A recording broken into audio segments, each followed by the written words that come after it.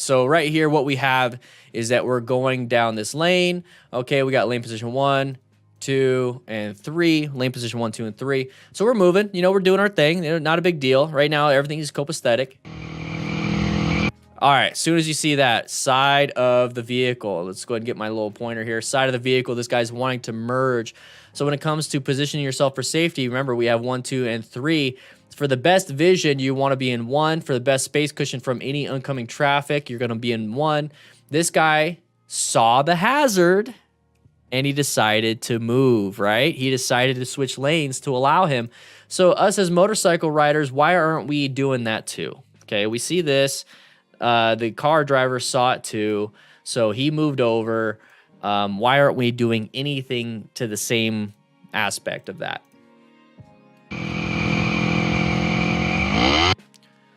So the guy's not even in our lane.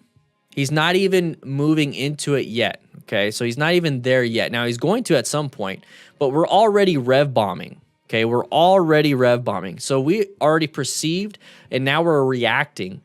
What we should be reacting to is moving over, okay? So what are we going to do? Well, I'm going to move over from lane position 2 to lane position 3 in the next lane.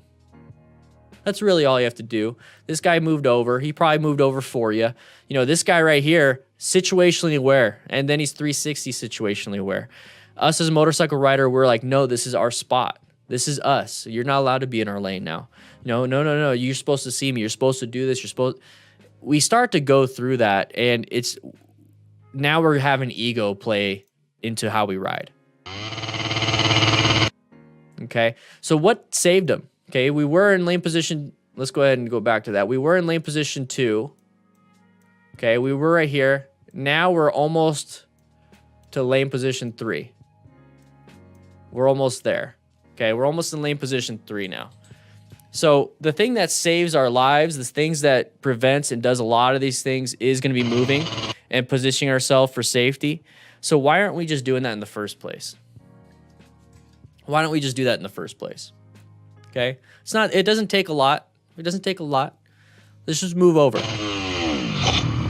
When you do that, you're taking your eyes off in front of you. So do you know if there was any road hazards? Do you know if there's another vehicle that wants to come out? Do you know if there's that vehicle that moved over for you is not moving back in? Do you know if anybody's applying the brakes? Do you know? It's just there's a lot of stuff that we could do better. Food, am I right? What?